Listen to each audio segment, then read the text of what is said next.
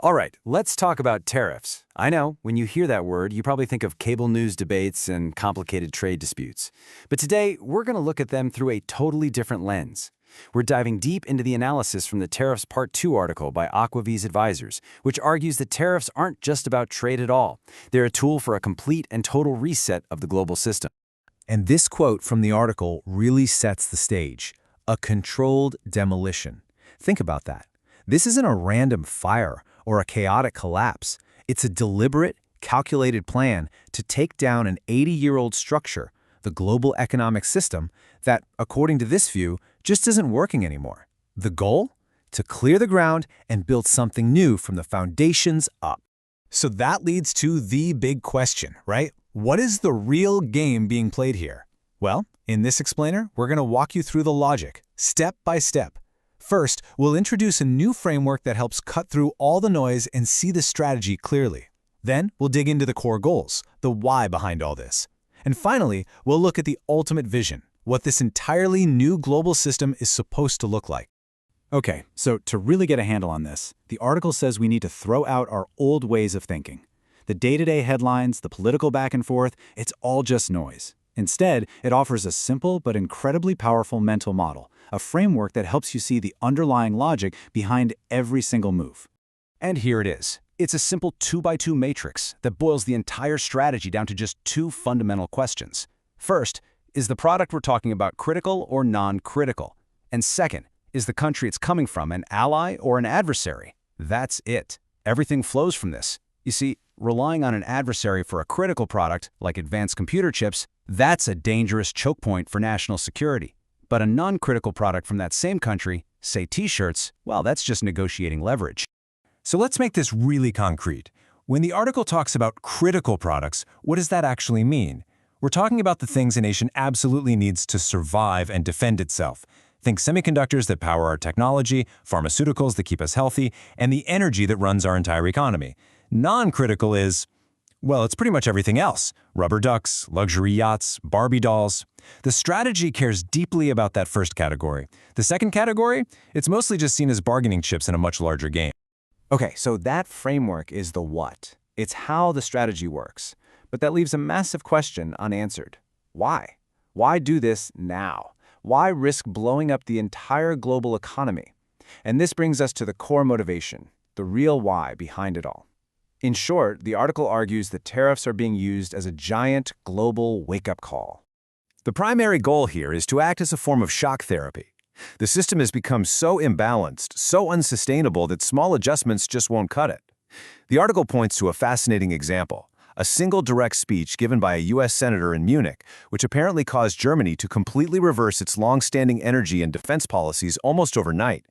Tariffs are meant to be that same kind of shock, but on a global scale, a jolt so powerful it forces everyone to come to the table and finally admit the old system is broken.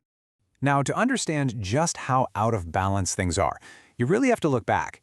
After World War II, the U.S. was an absolute manufacturing powerhouse, making up over half of all global production.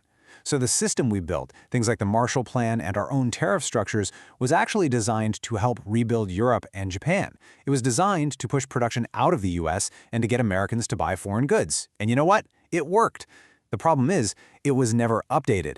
The world changed, especially after China joined the WTO in 2001, and a system designed for balance was pushed to a dangerous, unsustainable extreme. And this number really shows you what that extreme looks like. Back in 1990, China made up just 3% of global manufacturing. Today, that number is 44%. Let that sink in for a second. 44%. That is a staggering concentration of the world's production capacity in one place. A system that was designed to create balance has, over time, ended up creating a massive and very dangerous dependency. And this leads to a really interesting, kind of counterintuitive point from the article. The argument is that these tariffs, they're not actually about starting a trade war. They're about creating awareness. It's like holding up a mirror to another country and saying, see these tariffs? This is what your policies feel like to us. This isn't free trade. The core idea is that you can't even begin to build a truly fair and free system until every single player is forced to acknowledge the reality of how unfair the current one has become. So if the why is this global wake-up call, this shock therapy, What's the how? What does rebuilding the system actually involve? What are the mechanics? Well, it all comes down to two key concepts: reshoring and rebalancing. And at the very heart of this entire strategy is a core concept called the pillars of power. Every move, every tariff, every negotiation, every investment is designed to strengthen the nation's control over these three fundamental areas. You've got technology, which is the key to both modern defense and future innovation. You've got energy, which powers your entire industrial base. And you've got money, which finances it all. According to this view, these three pillars are the absolute bedrock of national security and power. And this brings us right back to that framework we talked about. The goal of reshoring isn't to bring every single factory job back. It's a highly targeted national security mission.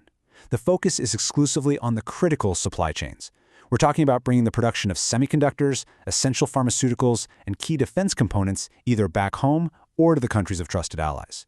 The whole point is to systematically eliminate those dangerous choke points where an adversary controls something your nation needs to survive. So what's the end game here, especially with a major power like China? The article is very clear that the vision is not a zero-sum game. It's not about one side winning and the other losing. The goal is a peaceful rebalancing.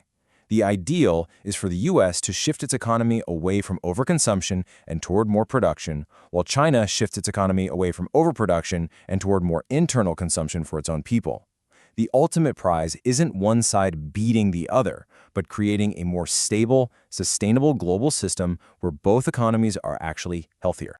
All right, let's zoom all the way out now to the grand strategic vision. This isn't about making a few small tweaks around the edges. This is about designing and building an entirely new global architecture for trade, for security, for the 21st century. And the article lays this out as a very clear sequence plan. It's not happening all at once. Phase 1 was what it calls shock and awe. That was the initial wave of tariffs, designed to jolt everyone awake.